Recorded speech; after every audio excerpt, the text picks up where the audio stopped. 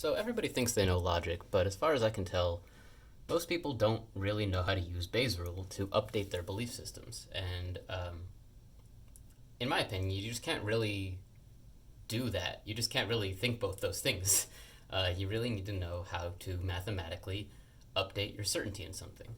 So I just wanted to make a quick video, a very quick video that anyone can understand, regardless of how much math you know, that just tells you exactly how to mathematically go about using this. So the idea is to decide how certain we are of something, and then get some information, and then update how certain we are of that thing given the new information. This is a logical way to do that. So in life, we can never be 100% sure of anything, like we said. As we live our lives, we have experiences and obtain new info. When given new info, our certainty can and should change. So Bayes' rule is a mathematically objective way to do this. So I've broken it down. I've made this as simple as possible. I really want it to be that anyone can understand how to do this really quickly. So it's a three-step process. So step one is decide how certain we are that that statement is true prior to receiving any new info. So we've gotten new info. But the first thing to do is decide how sure you were of that thing before getting the info. And we're going to call this number P of A, which stands for the probability that the thing we thought is true.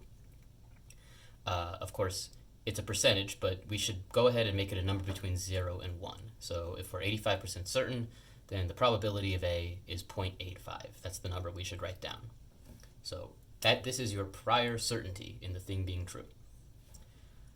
Step two is decide how certain you are of two more things. So these two more things are kind of confusing to think about until you read the quotes that I'm saying. So I'm going to start with the quotes. So the first thing is you ask yourself, how likely is this new info that I got given what I thought? So you had a belief, and generally this prior thing is going to be pretty close to 1. It's going to be something that you thought before. So given what I thought, how likely is this new data? That's P of B given A. That's how you read this. This is the certainty that the new info is true given that your prior assumption was also true. This should be a number that you can make up and something that is a reasonable thing to write down more or less objectively. Second, you've got the probability of B given not A. That's how you read this. And what you're writing down here is you're asking yourself, how likely is this new info given that what I thought is wrong? So you write down two numbers. One is how likely this new info is given that what I thought is true. And the second number is how likely is this new info given what I thought is not true, is false. These don't have to add up to 1. And I think once you start doing some examples for yourself, you'll understand why these don't need to add up to 1. They're not complements of each other at all. These are not, So anyway, and then step 3 is you've got these three numbers, this, and this, and then you just put them all together in this formula. This formula is called Bayes' rule. This formula is what's referred to as Bayes' rule. You don't need to know anything about where this formula came from or remember how to derive it or anything like that in order to use it. You just put them all together in this particular way. Bayes' rule is true. Bayes' rule is as true of a fact about reality as a squared plus b squared equals c squared. It's as true as 2 plus 2 equals 4. It's true under the most basic possible assumptions you could make about probability theory that you could ever imagine. Bayes' rule is true and no one will ever deny that it's true. You do not have to distrust this formula. If you believe in these three numbers that you wrote down, this number is what your new certainty should be. That's what you're getting here. You're getting the what they call the posterior probability. This is how certain you should be in your original thing given the new information. So you had your prior degree of belief in something. This number right here is your posterior degree of belief in something. How much should you believe that this is true given this new information? That's what this formula is right here. You take the prior, you multiply it by this guy, then you divide it by what you get when you take this guy, multiply it by this guy. Yeah, you'll see. We'll do it in an example. So that's what I'm going to do next is an example. Okay, so here's an example. And I wanted this example to be not as not scientific as possible. I wanted this to get right at the core of why I'm making this video. So my example is that I have a strong political stance. Let's say that I'm 95% sure that my stance is correct. That seems strong. So I say that the probability that I'm right is 0.95. Now, what happens next is that I'm presented with several reasonable arguments against my position, and they sound fairly convincing at the spot. At the time that I hear them, they seem like good arguments. Of course, either of us could be overlooking something, but just, I'm just taking in information as a normal human. That's kind of what's happening. So they sound convincing, and I decide I need to update how sure I am that this thing is true. So here's the things that we have to ask ourselves. If we go back, we need to ask ourselves two things. We need to say, how likely is this new info that I'm getting, given what I thought? So over here, what that question turns into is, how reasonable is their argument, given that my stance is correct? And I decided that there's a 20% chance of that. There's a 20% chance that their argument is reasonable, given that my stance is the correct stance. In other words,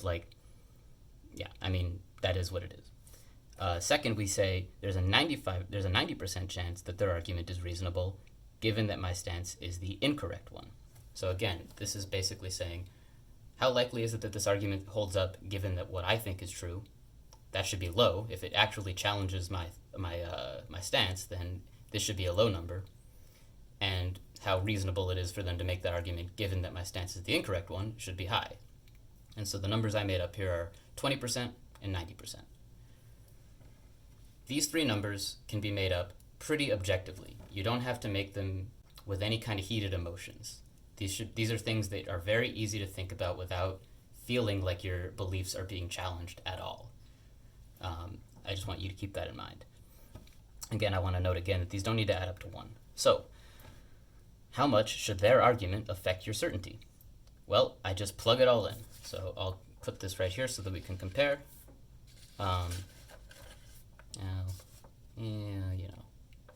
So P of A, that's right here. So I've got, and I'm trying to figure out where to put this. So I take P of A, that's the probability, that's my prior certainty that my thing is true, times the probability that their argument is reasonable, given that my stance is true, that's 0.2. Then I take that same number, actually, that's down here, and then I also put in the probability that my stance is wrong, that's 1 minus the probability that my stance is true, and I multiply that by the probability that their argument is reasonable, given that my stance is not true. So that's high, that's 0.9. And if you put all these numbers together and you do it in your calculator, right, what you'll get is this number here, which if I round up a bit, gives me an 80.1% chance. So my certainty, he made a pretty good argument, right? If you look over here, he made an argument that seemed pretty concretely to contradict what I thought. It seems like, to say there's a 20% chance that they could be making this argument given that my stance is correct, that seems, it seems like a pretty hard piece of evidence against what you thought. And yet, this is how it works. This is what my new certainty should be. If I was 95% certain, now I should be 80% certain, given what this was. So that's how you use Bayes' rule. I really recommend people try this. Mess around with it. The next time that you feel like you're having your ideas challenged, that you have a belief and then someone tells you something against it, don't get heated. Don't feel like you're being attacked. Instead, try just doing some hard math and see what their argument really tells you. This is what it tells you. Anyway, I hope you found that useful, and that's how you use Bayes' rule. This is how you use this is the logically objective way to update your beliefs given new information. Thanks for watching.